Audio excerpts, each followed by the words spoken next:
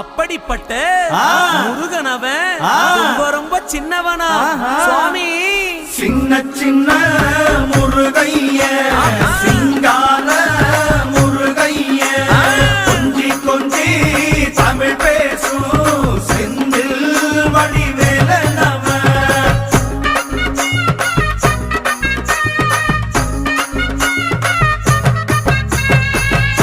தமிழ் செல்வன் என்பார், சத்குணசீலன் என்பார், மயூர வாகனன் என்பார், மருதமலை ஆண்டவன் என்பார், சென்னிமலை சுவாமி என்பார், சிவன்மலை வேலா என்பார், ஞானவடி வேலன் என்பார், வேலாயுத சுவாமி என்பார், தேவாதி தேவன் என்பார், ஸ்கந்த குரு என்பார், அவ்வையிடம் ஆசி பெற்றவனாம், அப்பனுக்கே பாடம் சொன்னவனா, கார்த்திகை பெண்ணிடம்